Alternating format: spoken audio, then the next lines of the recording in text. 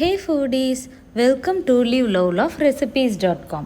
இன்றைக்கி நம்ம சேனலில் நம்ம பார்க்க போகிற ரெசிபி என்னன்னு பார்த்தீங்கன்னா ஒரு சூப்பரான பருப்பு உருண்டை குழம்பு தான். இந்த பருப்பு உருண்டை குழம்பு எல்லாருமே செய்வாங்க, பட் நம்ம இன்றைக்கி ஹெல்த்தியாக செய்ய போகிறோம். எப்படின்னு பார்த்தீங்கன்னா, இந்த பருப்பு உருண்டைகள் இருக்கு இல்லையா, இதை நம்ம ஃப்ரைலாம் பண்ண போகிறதில்ல. அப்படியே உருண்டைகளை பிடிச்சி நம்ம இட்லி பாத்திரத்தில் வச்சு அவிச்சு அதுக்கப்புறமா இதை குழம்புல யூஸ் பண்ண போகிறோம்.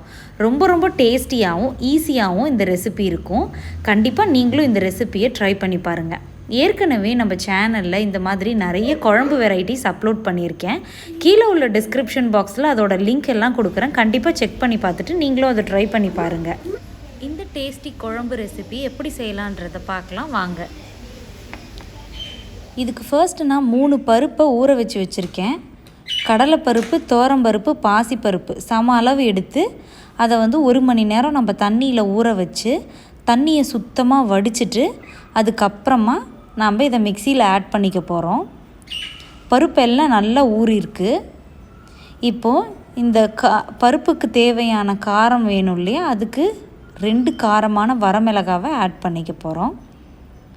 கொஞ்சமாக இதுலேயே சோம்பும் ஆட் பண்ணி இதை நல்லா பேஸ்ட்டாக அரைச்சி எடுத்துக்க போகிறோம். தண்ணிலாம் ஊற்றக்கூடாது, கொரன்னு இருந்ததுன்னா நல்லாயிருக்கும். ஸோ இதை கொரன்னு ஒரு பேஸ்ட்டு கன்சிஸ்டன்சிக்கு மாற்றி எடுத்துகிட்டு வந்துடலாம். பார்த்திங்களா, இந்தளவுக்கு கொரன்னு இருக்கணும். அதே மாதிரி இந்தளவுக்கு திக்காகவும் இருக்கணும். இப்போ இதை ஒரு பவுலில் ட்ரான்ஸ்ஃபர் பண்ணிக்கிட்டு சின்ன வெங்காயம் ஒரு 5லேருந்து 10 வரைக்கும் நல்லா பொடியாக சாப் பண்ணி அதை ஆட் பண்ணிக்கலாம். கூடவே கருவேப்பிலை, உங்கள்கிட்ட கொத்தமல்லி இருந்ததுன்னா கண்டிப்பாக கொத்தமல்லி ஆட் பண்ணிக்கோங்க. கூடவே இந்த மாவுக்கு தேவையான அளவுக்கு உப்பையும் ஆட் பண்ணி எல்லாத்தையும் நல்லா பிசைஞ்சு ஒரு டோவாக ரெடி பண்ணி வச்சுக்கலாம். இதிலிருந்து 1 டேபிள் ஸ்பூன் அளவுக்கு மட்டும் மாவை எடுத்து தனியாக வச்சுருங்க. ஏன்னா நம்ம அதை கரைச்சி அதை யூஸ் பண்ணிக்க போகிறோம் குழம்புல சேர்க்க. அந்த மாதிரி நம்ம குழம்புல சேர்க்கறதுனால நம்ம குழம்பு நல்லா கெட்டியாக ஆகி வரும். ஸோ இந்த உருண்டைகளை பிடிக்கிறதுக்கு முன்னாடி 1 டேபிள் ஸ்பூன் அளவுக்கு மாவை நீங்கள் என்ன பண்ணிவிடுங்க, ரிசர்வ் பண்ணி வச்சுக்கோங்க. இப்போது இந்த மாதிரி இட்லி தட்டை நல்லா ஆயில் விட்டு க்ரீஸ் பண்ணிவிட்டு உருண்டைகளை எல்லாத்தையும் பிடிச்சி வச்சிடலாம். ஓகே, நம்மளுக்கு இப்போ எல்லாமே ரெடி ஆகிடுச்சு. இந்த மாதிரி இட்லி பாத்திரத்தை நல்லா சூடு பண்ணிவிட்டு நம்ம பிடிச்சி வச்சுருக்கிற உருண்டைகளை அப்படியே வச்சு ஒரு 7 to 8 மினிட்ஸ் இதை பாயில் பண்ணால் போதும். உருண்டை நல்லா பாயில் ஆகி வந்துடும்.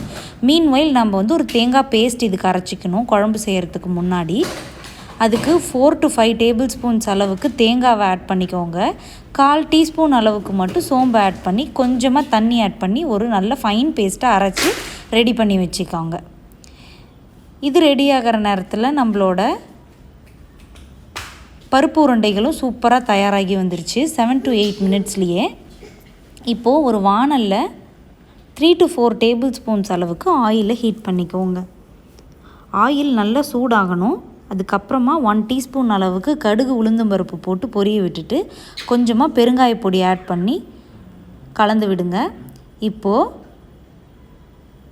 பூண்டும் சோம்பையும் இடித்து வச்சுருக்கேன். ஒரு 7 பல் அளவுக்கு பூண்டு, 1 டீஸ்பூன் அளவுக்கு சோம்பை நல்லா தட்டி அதை ஆட் பண்ணிவிட்டு ஒரு தடவை நல்லா கலந்து விட்டுட்டு 10லேருந்து 15 சின்ன வெங்காயத்தை பொடியாக சாப் பண்ணி அதையும் ஆட் பண்ணிக்கலாம்.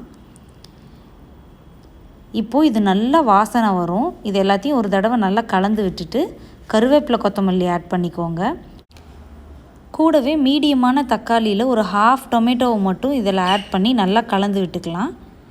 இப்போ வெங்காயம், தக்காளி இதெல்லாம் நல்லா வதங்கி வரணும். இந்த நேரத்தில் 1/4 டீஸ்பூன் அளவுக்கு மஞ்சள் தூள் ஆட் பண்ணிக்கலாம். கூடவே 2 டேபிள் ஸ்பூன் அளவுக்கு கொத்தமல்லி பவுடரையும் ஆட் பண்ணிக்கலாம். காரத்துக்கு தேவையான அளவுக்கு மிளகாத்தூள் ஆட் பண்ணிக்கலாம். கடையில் வாங்கின மிளகாத்தூள் தான் நான் இன்றைக்கி ஆட் பண்ணியிருக்கேன். 1 டேபிள் ஸ்பூன் அளவுக்கு மிளகாத்தூள் ஆட் பண்ணியிருக்கேன். இப்போது இது எல்லாத்தையும் ஒரு தடவை நல்லா கலந்து விட்டுருங்க. லோ ஃப்ளேம்லேயே வச்சு இதெல்லாம் கலந்து விடுங்க, இல்லைனா மசாலா கருகின வாசனை வந்துடும். இப்போ இதெல்லாம் ஒரு வாட்டி நல்லா கலந்து விட்டுட்டு தேவையான அளவுக்கு வாட்டரை ஆட் பண்ணிக்கலாம். இப்போது நான் சூடான இருக்கிற தண்ணி தான் ஆட் பண்ணியிருக்கேன்.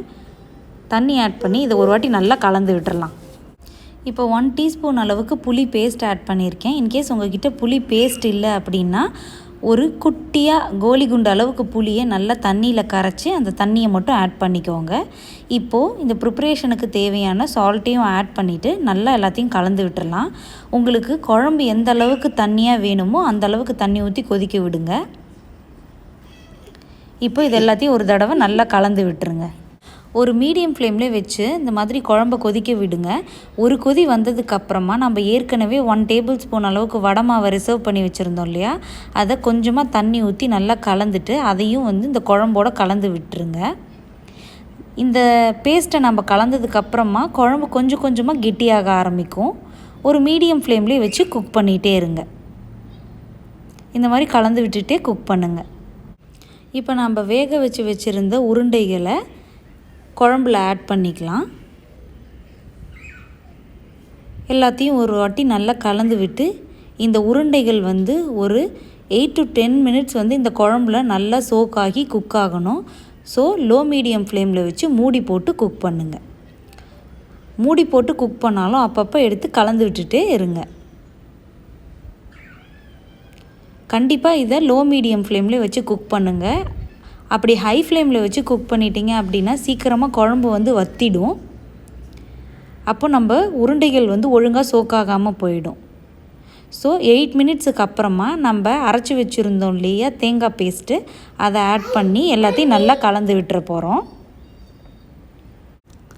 தேங்காய் பேஸ்ட் ஆட் பண்ணதுக்கப்புறமா ரொம்ப நேரம்லாம் நம்ம குக் பண்ணக்கூடாது. ஸோ லோ மீடியம் ஃப்ளேம்லேயே வச்சு ஒரு 3 மினிட்ஸ் to 4 மினிட்ஸ் இதை குக் பண்ணுங்கள். அதுக்கப்புறமா நல்ல கொத்தமல்லி தலையை தூவிட்டு ஃப்ளேமை சுவிட்ச் ஆஃப் பண்ணி அப்படியே ஒரு ஃபியூ மினிட்ஸ், அதாவது 5 to 10 மினிட்ஸ் விட்டுட்டு அதுக்கப்புறமா எடுத்து சர்வ் பண்ணிங்க அப்படின்னா நம்ம ஆட் பண்ண அந்த உருண்டைகளில் நல்லா குழம்பு இறங்கியிருக்கும். ஸோ ரொம்ப டேஸ்டியாக இருக்கும். இந்த குழம்பு ரெசிபி நீங்களும் உங்கள் வீட்டில் ட்ரை பண்ணி பார்த்துட்டு எப்படி வந்திருக்குன்றதை கமெண்ட்ஸில் சொல்லுங்கள். இந்த ரெசிபி உங்களுக்கு பிடிச்சிருந்ததுன்னா லைக் பண்ணுங்கள், உங்கள் ஃப்ரெண்ட்ஸ் அண்ட் ரிலேட்டிவ்ஸ் கூட ஷேர் பண்ணுங்கள், அண்ட் மறக்காமல் நம்ம சேனலையும் சப்ஸ்கிரைப் பண்ணுங்கள். ஏற்கனவே இந்த மாதிரி நிறைய நம்ம குழம்பு ரெசிபிஸ் போட்டிருக்கோம். அது கீழே உள்ள டிஸ்கிரிப்ஷன் பாக்ஸில் லிங்க் கொடுக்குறேன். அதையும் போய் செக் பண்ணி பாருங்கள். தேங்க்ஸ் ஃபார் வாட்சிங்.